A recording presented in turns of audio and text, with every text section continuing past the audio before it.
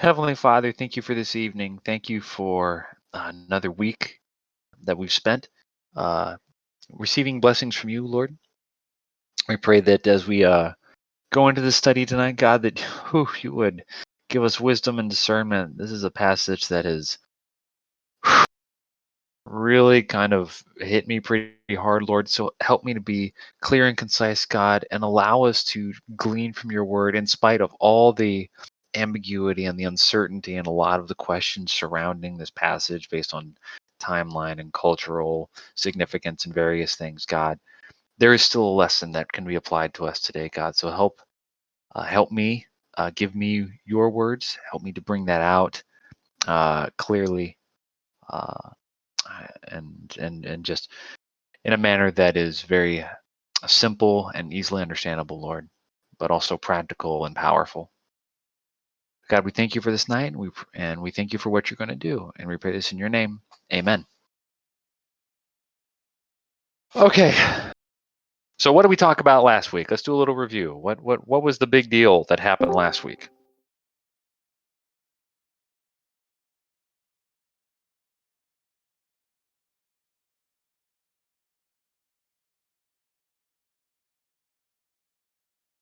That's a good way of putting it, Cass. Regret and hope. So what was the whole, what did everything lead up to last week? What was what was the culmination of the entire chapter? What was the big thing that happened at the end?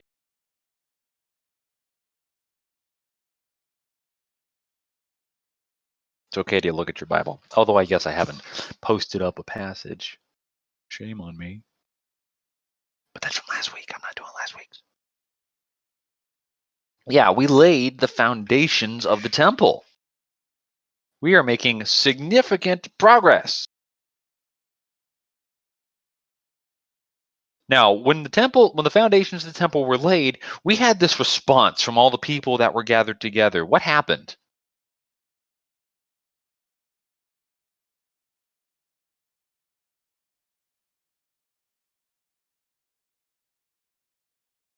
Anybody remember?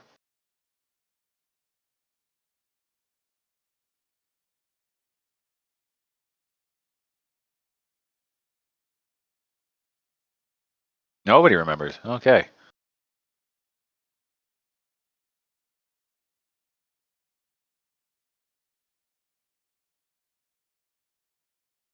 Man, Unger's typing.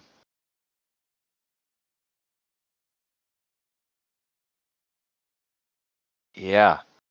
There was a loud noise, quite a racket that the people made. But it was a mixed response. There was a lot of shouts of joy. A lot of the younger people would have shouted with rejoicing and like, our temple, we're getting our temple back. It's coming back. This is awesome. Meanwhile, the older people who had been around to see Solomon's temple, the first temple before it was destroyed, were crying and weeping because this was nothing like Solomon's temple. It was the temple, but it wasn't the temple. It was so much, it was so diminished. And so there was this public outcry, but it was both joy and sadness. And the chapter ends saying that the sound could be heard far away. Well, apparently it caught the attention of a few other people. So, can I get someone to read? I didn't write down the actual text commands for this week. Can I get someone to read the first three verses of Ezra 4? Yay! If someone could take that, that would be awesome.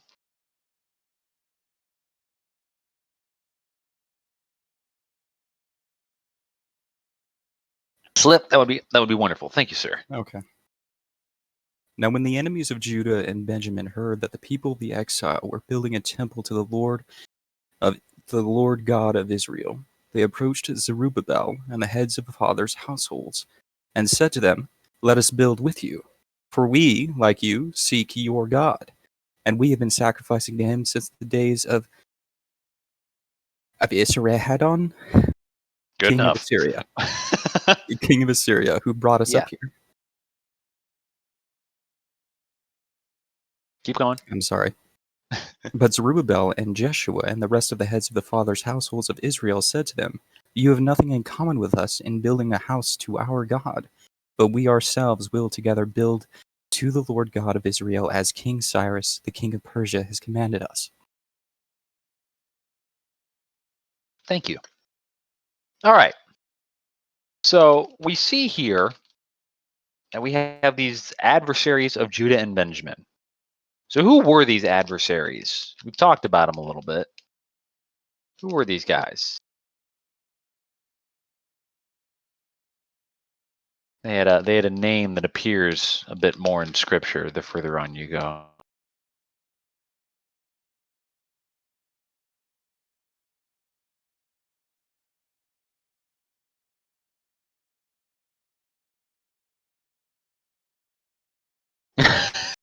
Yes, they are recruiting. Yeah, the Samaritans. The Samaritans. So the Samaritans in this passage and in also in Nehemiah, they're definitely adversaries, but they're kind of silver-tongued devils because they like to speak in both truths and half-truths. And we'll see that a bit in this passage, and we'll also see that as we progress into the book of Nehemiah. But they like to they're coercive, and so here they see that. Uh, yes, I was actually going to reference that. Okay, that was my next point. So back the Samaritans, we've talked about this. The Samaritans are a number of colonists or transplants from other nations that were sent to live in the ruins of Israel, the land that used to be the northern kingdom of Israel. Now, when they first went to live there, they were in there and they were apparently lions came and were just killing them all, and they went to the king of Assyria and were like, "Hey, all of our colonists are getting killed by lions in this land because they don't know the God of the land." And so the king is like, "Well, let's get one of the priests that we took into captivity and send him down there so that he can teach them about the God of that land." So the lions will quit killing all my colonists. And so they do that, and this whole story is found in 2 Kings 17. It's really a pretty incredible story. But the priest goes down and he teaches them about the God of the land. So let's see, like 2 Kings 17:28. There it is. Says, so one of the priests whom they had carried away from Samaria came and lived in Bethel and taught them how they should fear the Lord. So if you go back to the passage that Slip just read, these guys say, "Let us build with you, for we worship your God as you do." Was that true?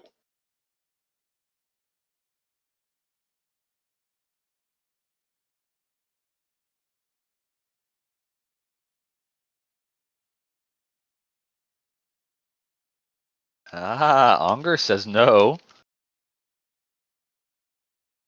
Apples to oranges, says Kess. But we just read that this priest came down and taught them how they should fear the Lord. What's the problem here? Uh, I left out part B. Yeah, I did. Scribe wasn't completely honest, much like the Samaritans were not honest. So back in 2 Kings 17, I read verse 28. But if you read verse 29, it says, "But every nation still made gods of its own and put them in the shrines of the high places that the Samaritans had made, every nation in the cities in which they lived." And if you go to the end of the chapter, it says this: So these nations feared the Lord and also served their carved images. Their children did likewise, and their children's children, as their fathers did, so they do to this day. So it wasn't that the Samaritans didn't worship the Lord, they did, but they didn't worship the Lord alone. They worshiped all kinds of gods. So these guys are, yeah, very much so. So these guys come in and are kind of basically speaking out of both sides of their mouths. They're like, "Hey, we worship the Lord like you. Can we get in on the whole building the temple? That would be really cool to help us out with our worship." When these guys are more like the kind of like the Romans, which Paul found on Mars Hill, that are just worshiping all these gods. That's kind of what the Samaritans are doing here.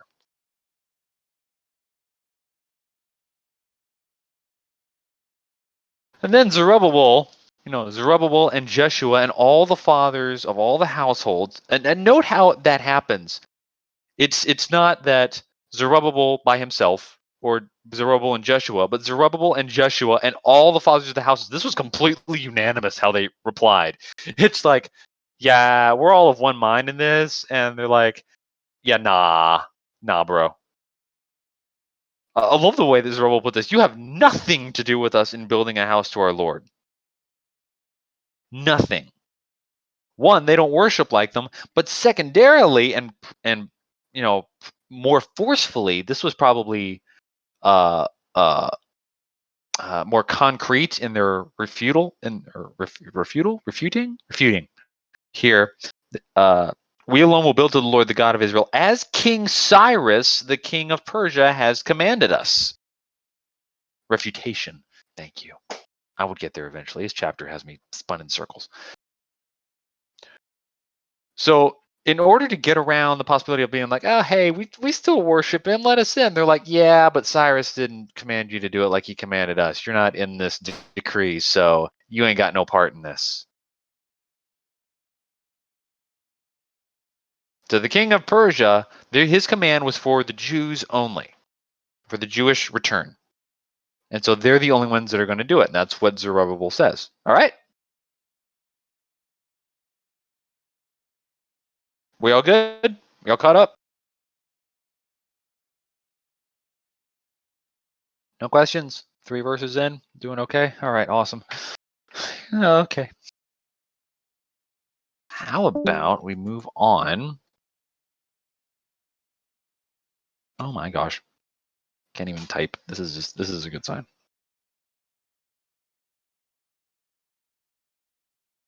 I'd like to get someone to read the next 2 verses.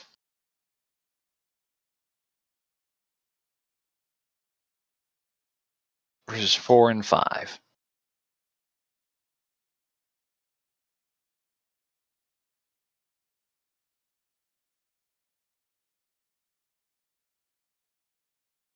Ungarth will do it because it's only 2 verses. And the names are easy. Work smarter, not harder. Yeah, that's right. Then the people of the land discouraged the people of Judah and made them afraid to build, and bribed counselors against them to frustrate their purpose. All the days of Cyrus, king of Persia, even until the reign of Darius, king of Persia. Okay. Keep it together, Scribe. Keep it together. Okay. All right. So the people of the land discouraged the people of Judah. Now, the actual phrase here means to weaken the hand. That's what discourage literally means. It was a Hebrew idiom.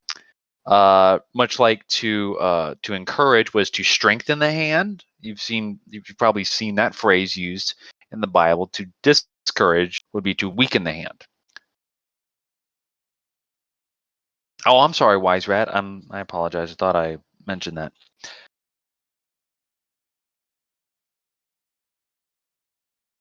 So this is something that happens, and we see this. The story of Nehemiah is generally a little better known than the story of Ezra, in my experience.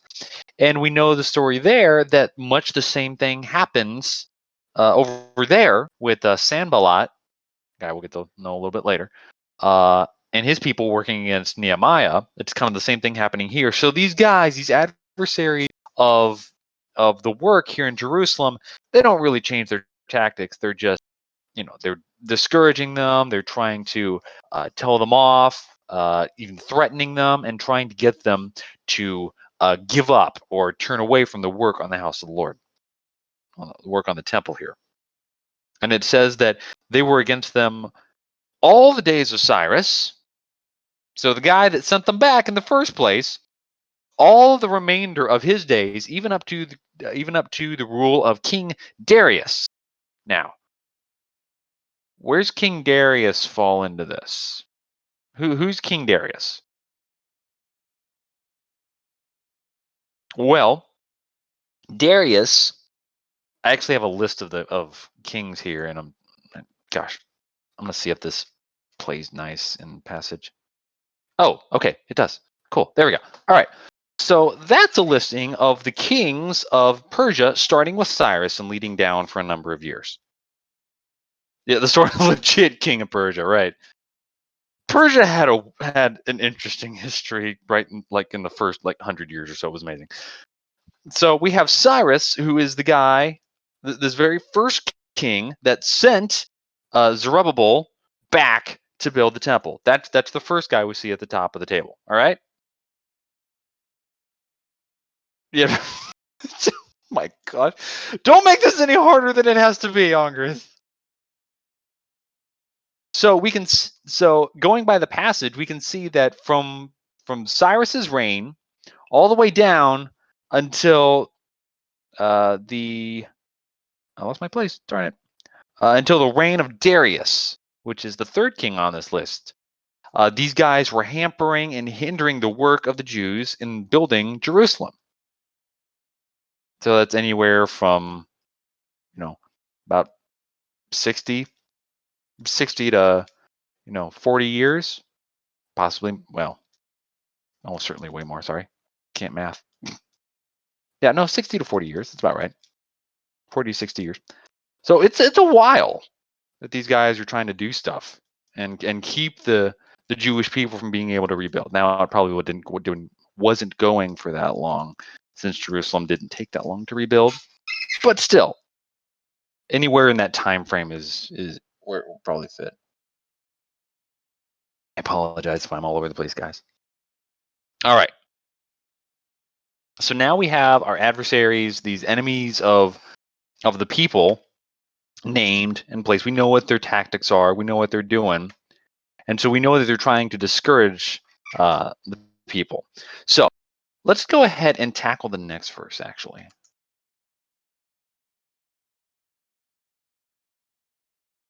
So let's just I'll just read this one. This is just one verse. And in the reign of Ahasuerus, in the beginning of his reign, they wrote an accusation against the inhabitants of Judah and Jerusalem. And this is where things get fun. So, quick question. Can someone find Ahasuerus in that list that I posted?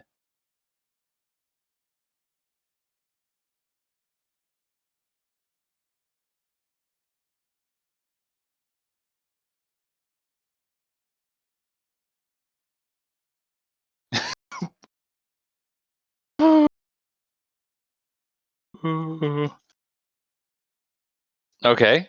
Wise Rat says RC is down towards the bottom of the list. Ongirth is just becoming an old man.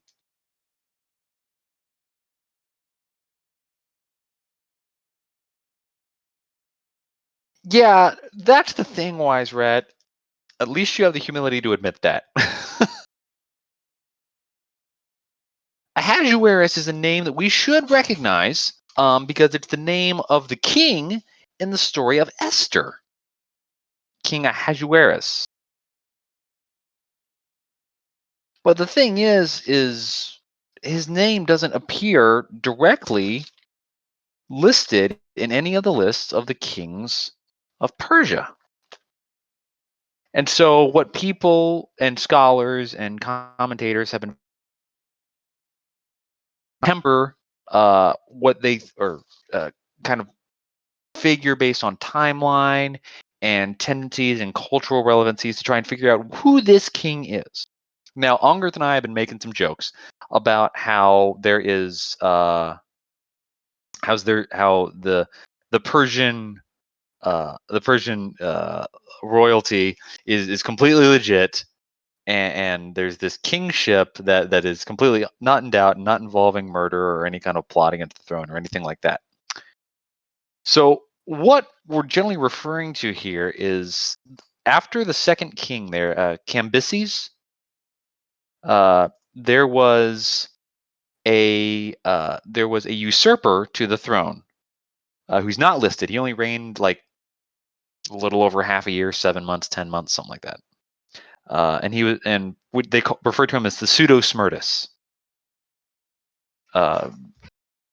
And he reigned for a very short time, and certain beliefs would state that this Ahasuerus was this guy, which because he reigned so short, he's not listed among any of the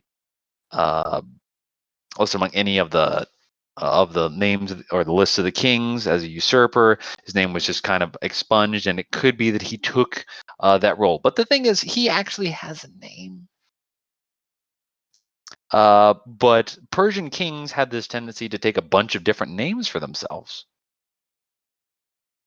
And so there's just this huge question as to, so we're still stuck at this point of not knowing who Ahasuerus was. Wise Rat's now bringing up points that Esther married Xerxes. Well, I am throwing everything into a huge, just, everything that you thought you knew is just questionable. Unger, oh my gosh, I would love some insight here. Because yes, most scholars attribute the Ahasuerus of Esther to King Xerxes.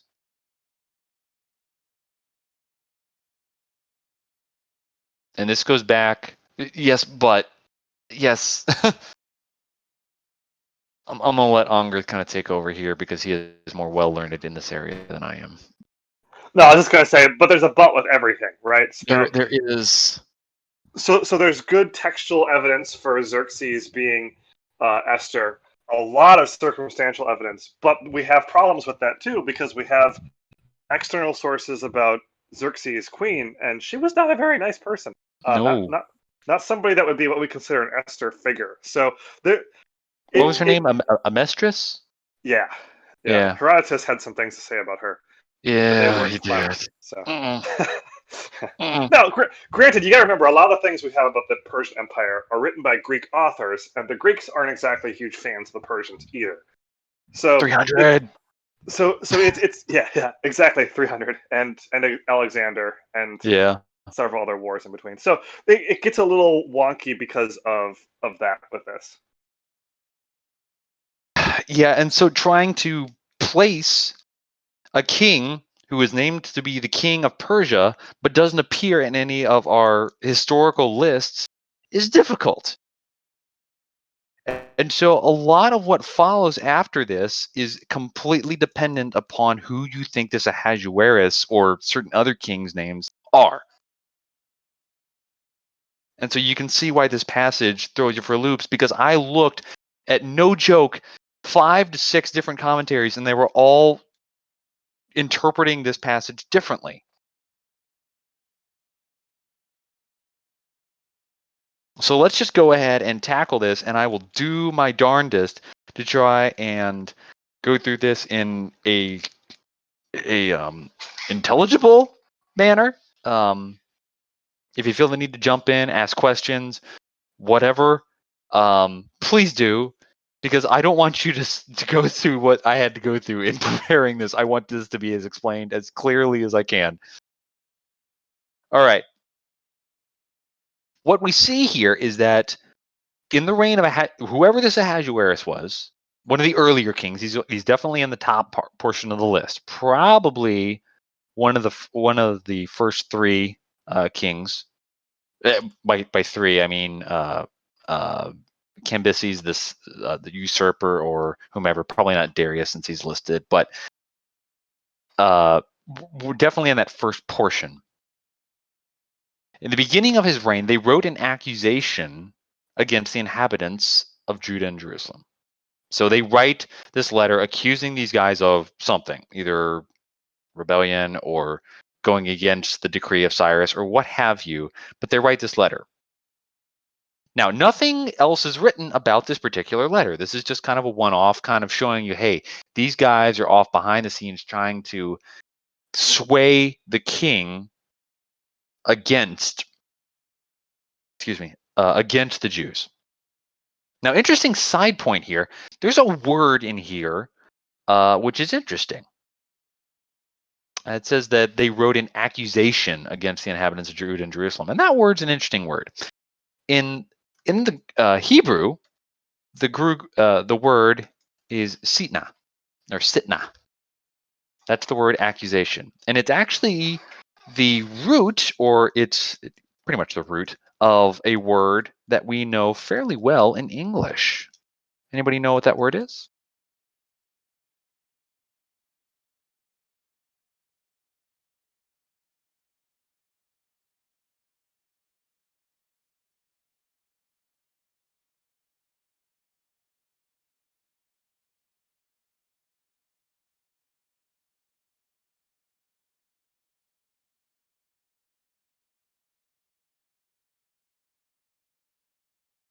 Maybe look at what the word is in the English, and it might help.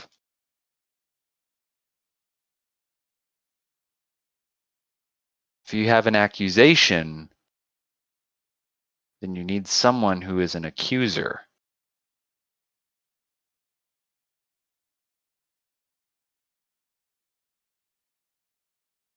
And one of the most infamous accusers of all time is also known as the accuser of the brethren.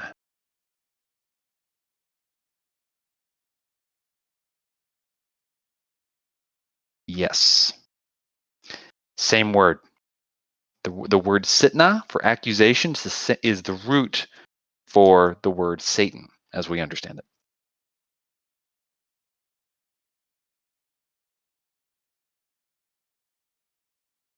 There you go. You learned something. You didn't realize it, but there you go. You knew Hebrew. Ta-da! Go impress your Gentile friends with that one. All right.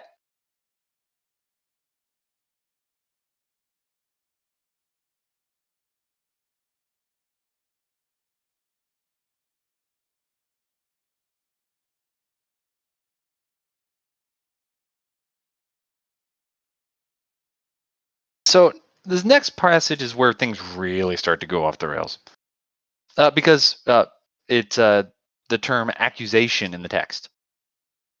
It says these guys wrote an accusation against the inhabitants of Jerusalem, of Judah and Jerusalem. Yep, there you go. He's just like, where did this word come from? All right. So the passage is too large. Fine. Why fish sticks? Why you do this? It's already difficult enough. I'm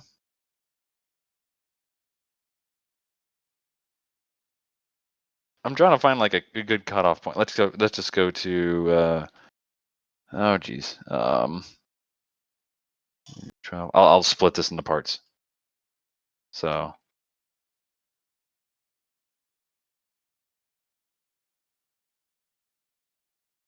sorry about that, guys. Fish sticks just doesn't want to play nice. All right.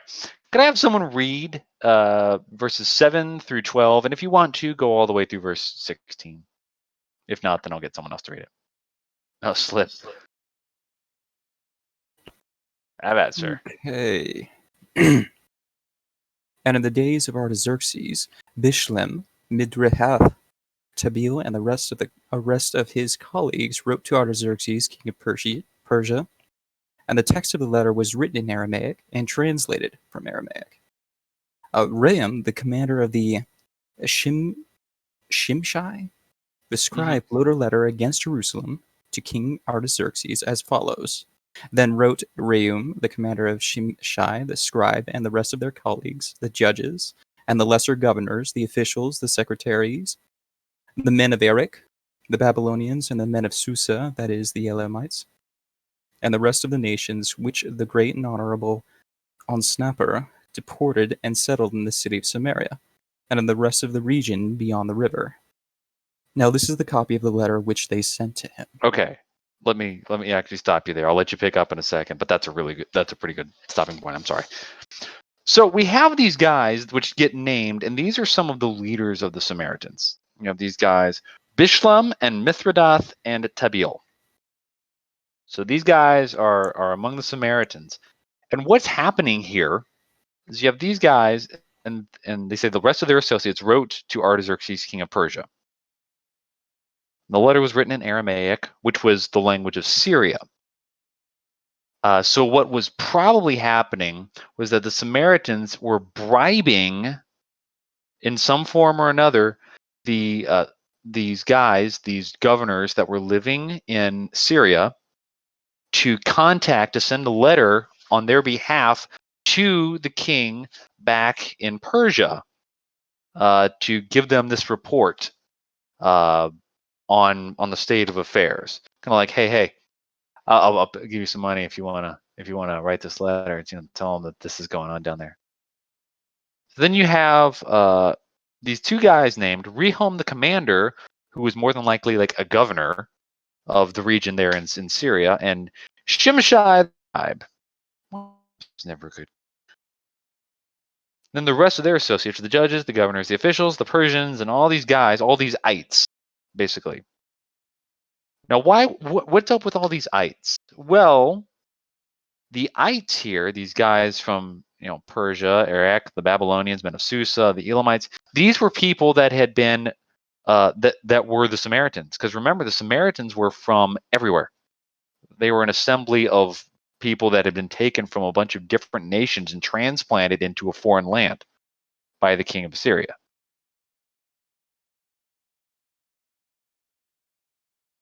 And so these are just some of their nationalities. They list themselves out by their nationalities, not all as Samaritans, which is interesting. This is where we're originally from, even though we were called Samaritans, just chilling here. Okay, so I wanted to just kind of explain that. If you want to know who Osnapar is, we can get into that in the after hours, because that's its own wonderful fun study. Okay. Oh, and one more thing. They talk about the province beyond the river. Where's the river? Or what is the river?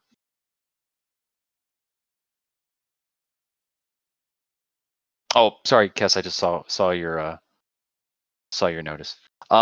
This is a second letter. Yes, this isn't the same letter that was written to Ahasuerus. That one was a one-off, and apparently nothing came of it. This is a second letter that was written to Artaxerxes. So Wise Rat says the river is the Jordan. Okay. Any other rivers it might be?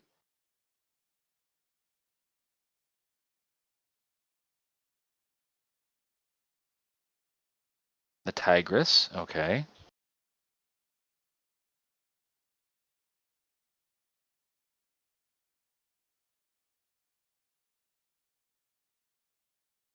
Dude, I got a bunch of people kind of typing. Ooh.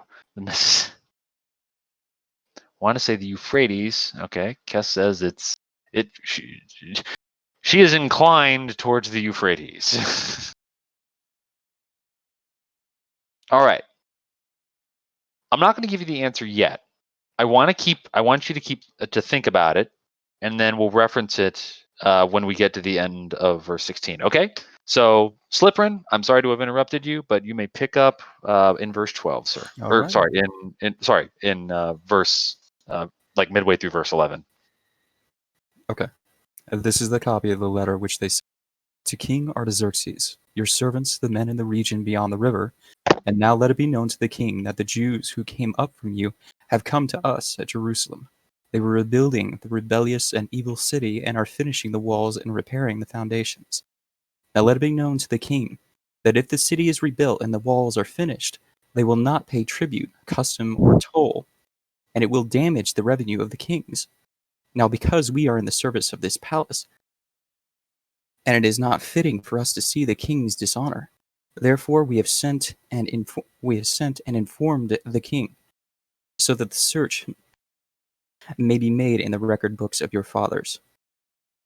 And you will discover the record books and learn that the city is a rebellious city, and damaging to the kings and provinces, and that they have incited revolt within the past days. Therefore that city was laid waste. We inform the king that if the city is rebuilt and the walls finished, as a result, you will have no possession in the province beyond the river. Excellent. Thank you, sir. All right. So now you see why I've mentioned beyond the river, because these guys kind of talk it up a little bit. Now, let's back up. So there are apparently a number of rivers in the Middle East. I mean, we've talked about just a few of them. You know, we have the Tigris, we got the Jordan, we got the Euphrates. I like to think about it like this. So I'm pretty sure that everybody in the chat right now is in the United States, right? There's nobody or it is in North America, right? Is there anybody like outside of North America in the channel? Yeah, I'm on it. I got you. Okay. So for me, I know there are a number of major rivers around me. There is one particularly large river called the New River. It's a very large river. It causes a number of natural formations down here near where I live, including a place called the New River Gorge, which is just spectacular. It's great. It's awesome. How many of you guys know where the New River is without looking at Google?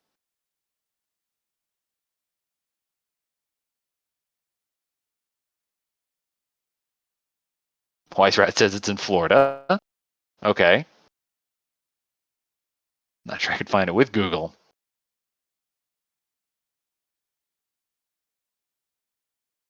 Okay. Now I look up in this, like what we were saying when I asked which river it was referring to, AJ said the Mississippi. How many of you guys know where the Mississippi River is?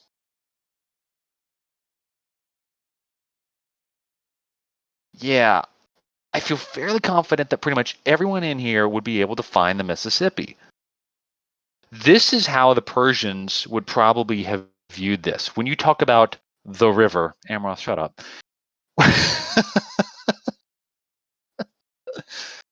when the people of Persia talk about the river, it's almost certainly talking about the Euphrates, and I have a number of pieces of evidence to indicate this.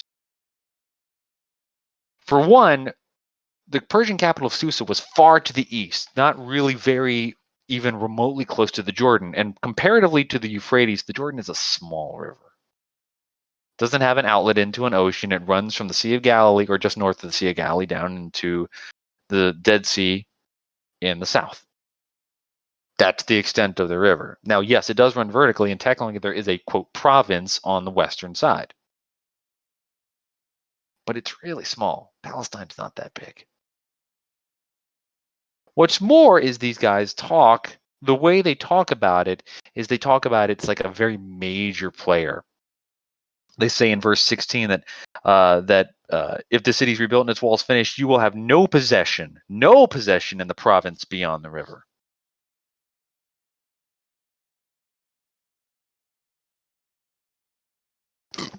Excuse me. And there's a bit more later, and we'll get to this in a little bit, but they talk about how there were kings before that ruled beyond the river. They ruled up to the river. There were mighty kings that did so. And if we look back, there were a few kings of Israel that ruled to that extent. Most notably Solomon. David led up to it. A couple of other kings that you could make the claim of. Josiah had a pretty large reign, and Manasseh had a pretty large one as well. But mighty kings that controlled well beyond the bounds of the Jordan. So what these guys here in this letter, what they're writing is they're saying, look, this city that these guys are building has been problematic in the past. So if you let this get out of hand, these guys are going to go back to their old ways. They're going to revolt.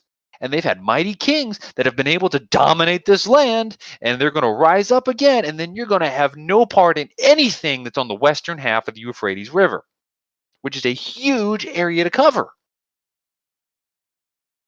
But that's the claim that these guys make. All right? Now let's look at some of the stuff that they're actually saying. Let it be known to the king that the Jews, fun part here, up to this point, the people of Israel had been known as the Israelites, or the children of Israel. This is really the first mention of them as the Jews.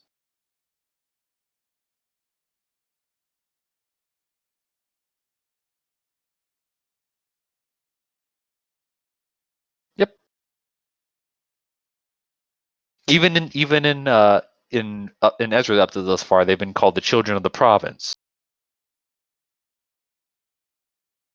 or the people of the province. This is really where the term Jew starts to become popular, because it's mentioned, I think, like another like 10 times in Nehemiah, and then in Esther it's like a ton.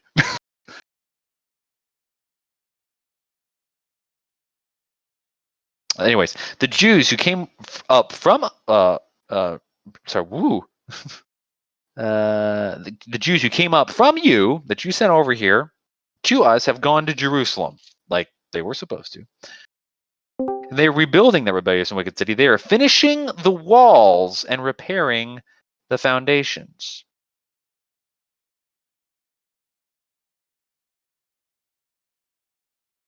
Has there been any tales of that yet?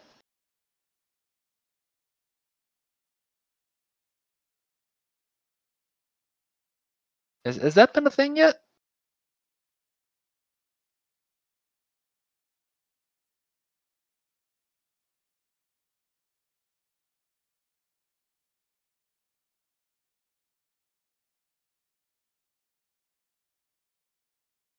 Nehemiah is generally known as the guy that rebuilt the wall.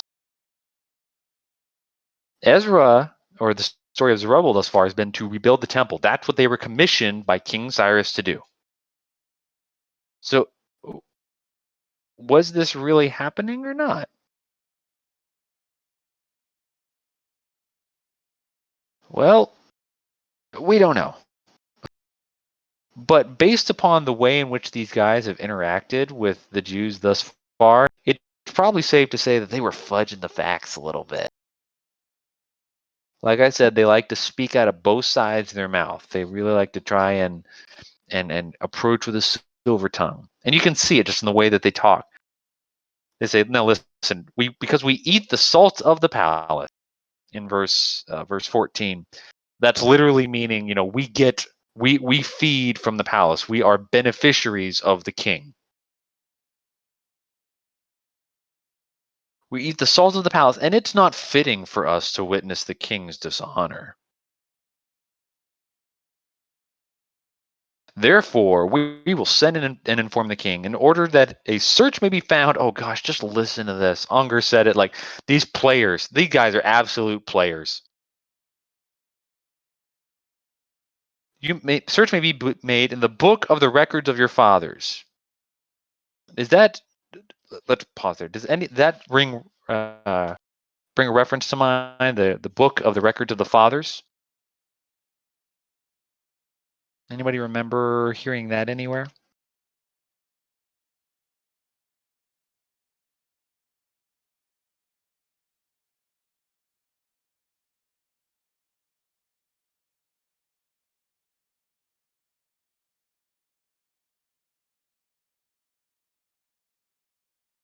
Well, for the Persian kings, especially in the book of, we see this in the book of Esther, whenever a king would make a decree or an event would happen, it would be recorded in a book. We see this because King Ahasuerus in the book of Esther, there's a night where he can't sleep, so he has one of his scribes come in and read to him out of the book of the records of his fathers. That's how he learns about the whole thing about what Mordecai did for him. So this is obviously something that is established. So look in the book of the records and learn that this city is a rebellious city, hurtful to kings and provinces, and that sedition was stirred up in it from old. Now, is that true?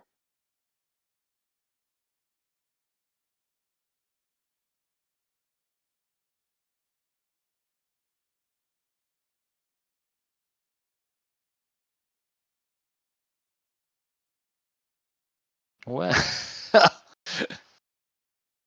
was the city of Jerusalem problematic for kings?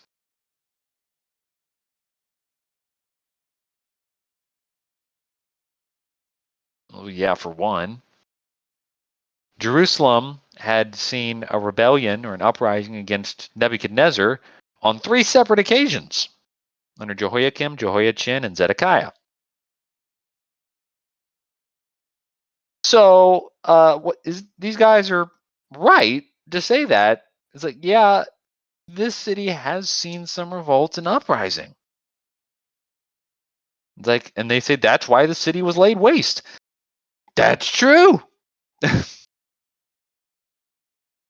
they say, we make known to the king that if this city is rebuilt and its walls finished, you will then have no possession in the province beyond the river. Look at how they use the truth and then just blow it up with this extravagant claim. Yeah. It's like, if this city is rebuilt, this one city, exactly. If this one city is rebuilt, then you're going to have no claim on any of the lands west of the Euphrates. And they just play straight fear into the heart of the king. Now, let's go back to this whole understanding of timeline and who the kings are. It's like, scroll back up to the list.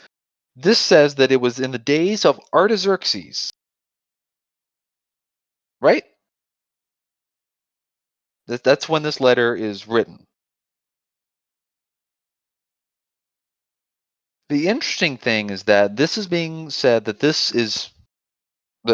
letter is being written in the reign of Artaxerxes, who according to this list is the 5th king down, right after after Xerxes. There you have Artaxerxes, 465 to 425 BC. The problem is that when we had the walls being rebuilt under Nehemiah, who was the king that sent Nehemiah back to Jerusalem? Which king was that? Anybody remember? Feel free to flip over a few pages in your Bible.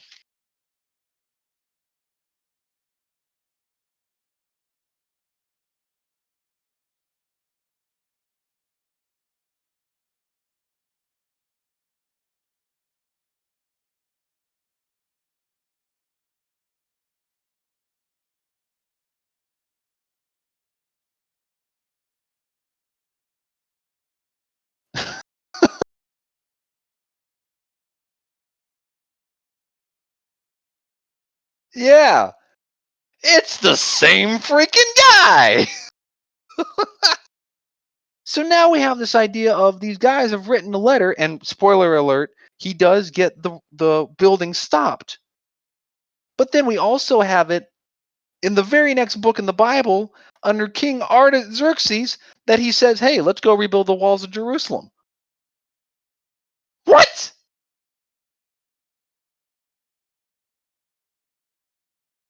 And what's more is it says, remember, back earlier it says that the Samaritans were harassing the Jews even until the reign of King Darius.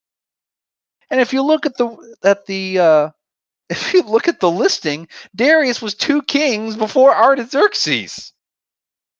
But we know from the story of Nehemiah that the Samaritans were still hard at it harassing the Jews. So the timeline is just complete jank. It is just utter, I don't even know what the word to use here is. Oh my gosh. And so this is what I meant when the commentators had many separate views. There is a real work to try and interpret and understand exactly what the timeline is that's happening here. Some people say that Persian kings often took various different names to themselves, and their titles, like the title or the name Xerxes or Artaxerxes, would actually wouldn't have been their specific name, but a title given to them, and various regions or provinces would know them by different things. Okay, that makes everything very difficult. Yeah, it makes anything very able to be very clear or objective about, since depending upon where it was written from, you have no idea if this is talking about the Artaxerxes from one province or an Artaxerxes from another. There's another statement that mentions that that like between verses 6 to about verse 23 is parenthetical, and that this isn't a chronological passage, that you pull out that portion. This is just kind of explaining what some of the Samaritans did during a very specific time frame, not one that immediately followed uh, this story or this first letter that was written to Ahasuerus. Oi polloi, it's just bonkers.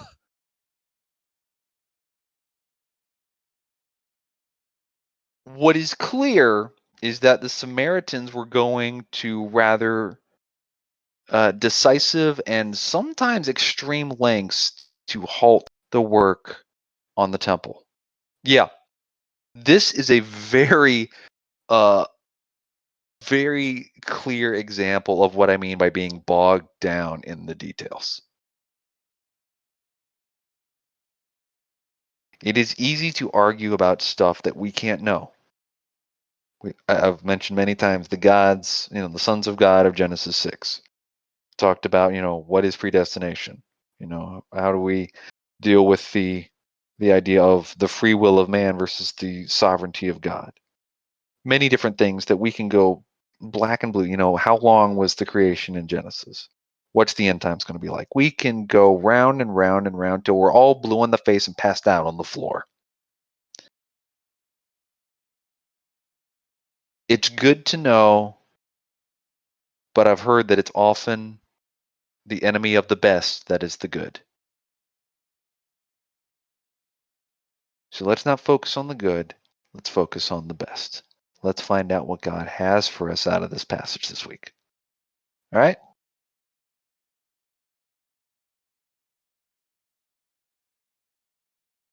Any questions?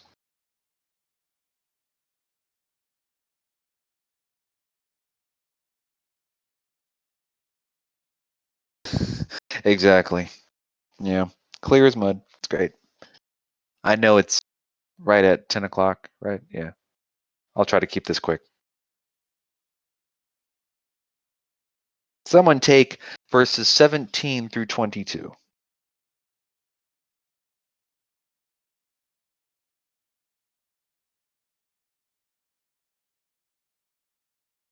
Thank you, Wise Rat.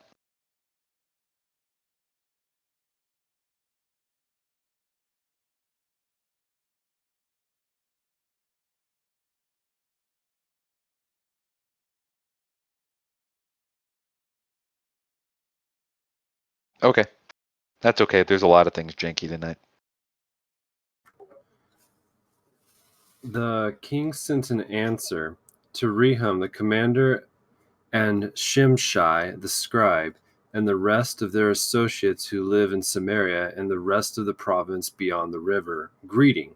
And now, the letter that you sent to us has been plainly read before me, and I made a decree, and search has been made, and it has been found that this city from an old has risen against kings, and that the rebellion and sedition have been made in it. And mighty kings have been over Jerusalem, who ruled over the whole province beyond the river, to whom tribute, custom, and toll were paid.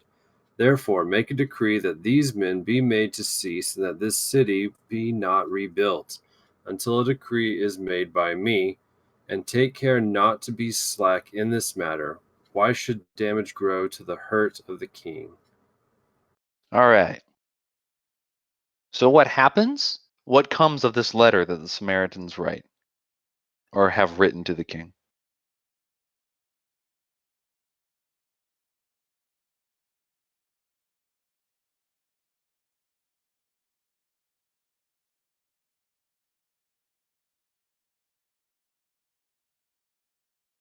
David's kind of the benchmark. Really, the benchmark we're talking about here is Solomon. He's really kind of the one when we talk about mighty kings, because Solomon exacted tribute from. He basically controlled a huge empire and exacted tribute from many, many, many different lands. And so when we talk about the mighty king of Israel, or the big guy that everybody thinks of when they think of an Israelite empire, it's Solomon.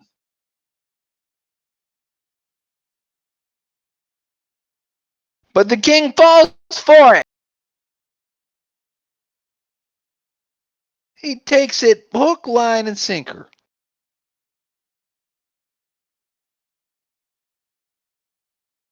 He's like, oh, dang, I can't be having this.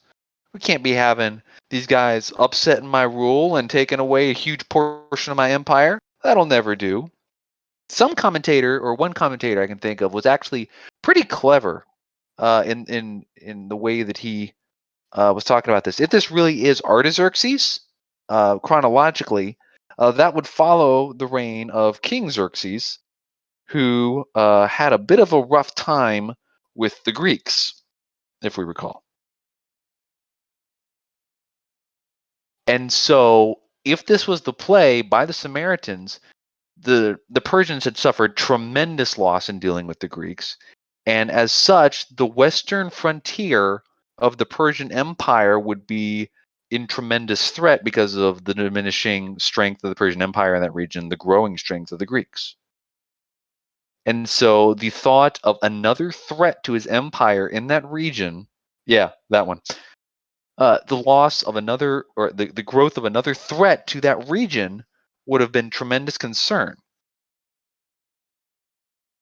And so that could have been part of the Samaritans' ploy to play into the fear. It's like I can't be facing foes on all fronts in an area where I'm already weak. That yeah.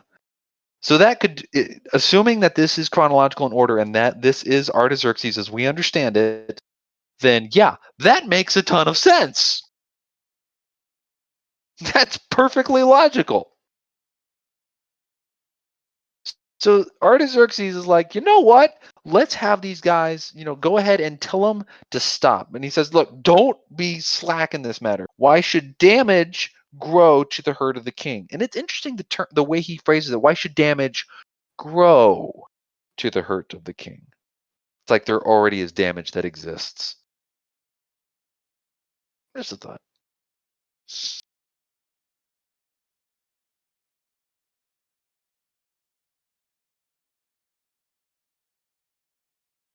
All right. Any questions after that? We good?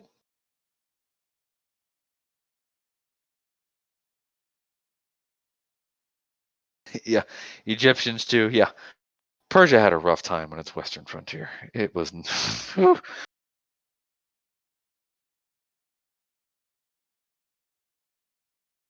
right. Let's close out with the last two verses if somebody wants to take those.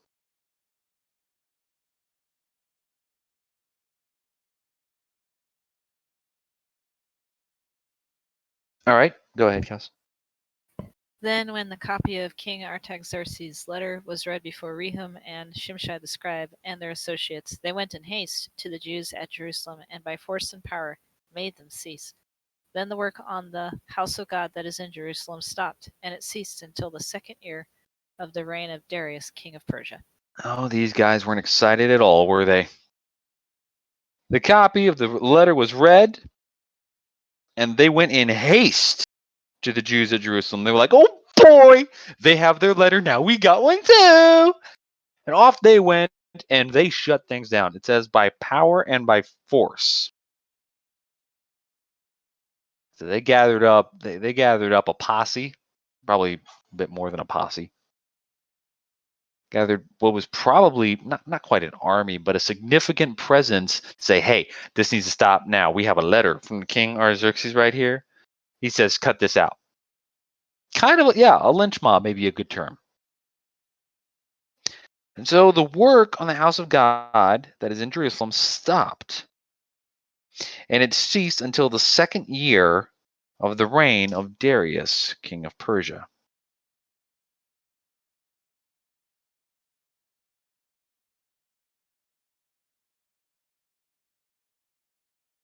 So here we face another problem. Oh man, Kes is totally on this. Well, look where Artaxerxes is. The one that we've been talking about, fifth down the list, 465 to 425. And it says that the work on the temple stopped until the second year of Darius. Where's Darius? 2 before Artaxerxes. What is even going on?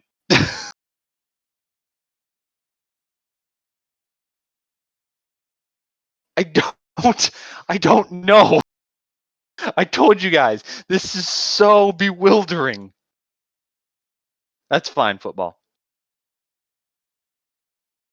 Oh man. It's crazy. It's straight crazy. Well, let's get in some stuff. What can we take from this passage, guys? What can we learn?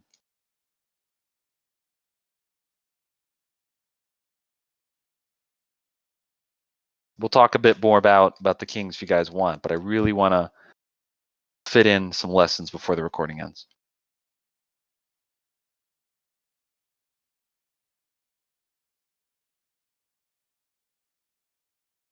No, you're fine.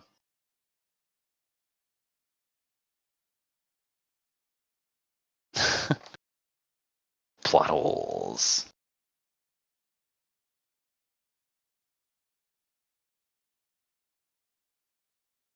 Yeah.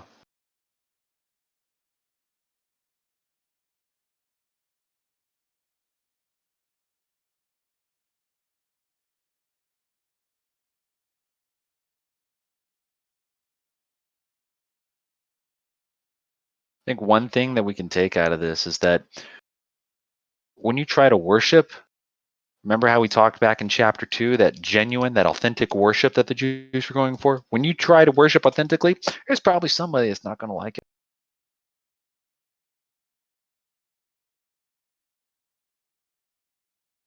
The world doesn't like worship. Or perhaps I should say they don't like it when you worship God. They're not about that. It's important to remember that.